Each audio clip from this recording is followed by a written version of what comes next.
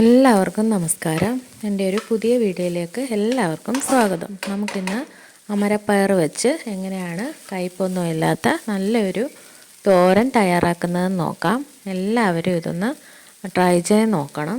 എല്ലാവർക്കും ഇഷ്ടപ്പെടുവാണെങ്കിൽ സബ്സ്ക്രൈബ് ചെയ്യണം, സപ്പോർട്ട് ചെയ്യണം. നമുക്കെന്നാൽ വീഡിയോയിലേക്ക് പോകാം.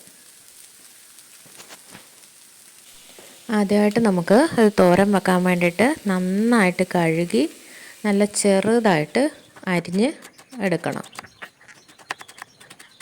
ചെറുതായിട്ട് കനം കുറച്ച് അരിയണം, എന്നെങ്കിൽ ഇതിന് ഒരു ടേസ്റ്റ് വരത്തുള്ളൂ.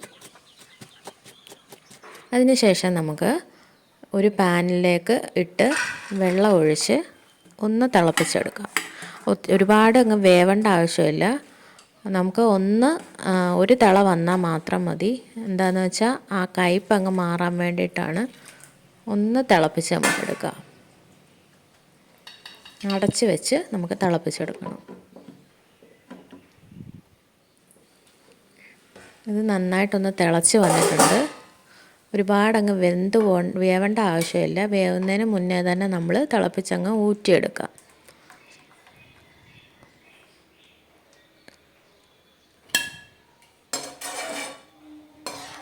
ഇതേപോലെ തിളപ്പിച്ച് ഊറ്റുമ്പോൾ തന്നെ ഇതിൻ്റെ കയ്പൊക്കെ മാറി നല്ലൊരു ടേസ്റ്റും വരും. ഒരുപാടങ്ങ് വേവിക്കാത്തത് കൊണ്ട് അതിനകത്തിലെ ഗുണങ്ങളൊന്നും നഷ്ടപ്പെട്ടു പോകത്തുമില്ല. അടുത്തായിട്ട് നമുക്കൊരു പാൻ വെച്ചിട്ട് ശകല എണ്ണ ഒഴിച്ചു കൊടുത്തിട്ടുണ്ട്. കറിവേപ്പില ഇട്ട് കൊടുത്തിട്ടുണ്ട്. ഒരു പച്ചമുളക് ഞാൻ അരിഞ്ഞതും ചേർത്ത് കൊടുക്കുന്നുണ്ട്. എരിവിന് ആവശ്യമായിട്ടുള്ള പച്ചമുളക് ചേർത്ത് കൊടുക്കണം.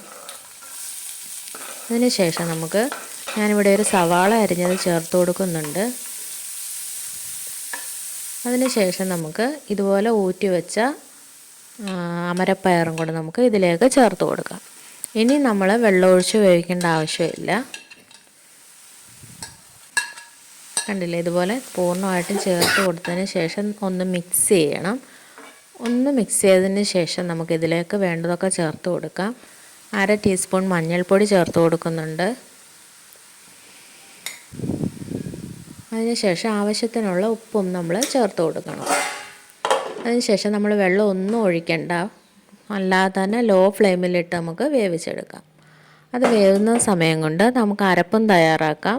ഞാനിവിടെ തേങ്ങ എടുത്തിട്ടുണ്ട്, 2-3 വെളുത്തുള്ളി എടുത്തിട്ടുണ്ട്, 1/2 ടീസ്പൂൺ ജീരകവും എടുത്തിട്ടുണ്ട്. അത് അരയ്ക്കുന്ന സമയം കൊണ്ട് പയർ നന്നായിട്ട് വെന്തിട്ടുണ്ട്. നമുക്ക് അരച്ച അരപ്പ് പയറിലേക്ക് ചേർത്ത് കൊടുക്കാം.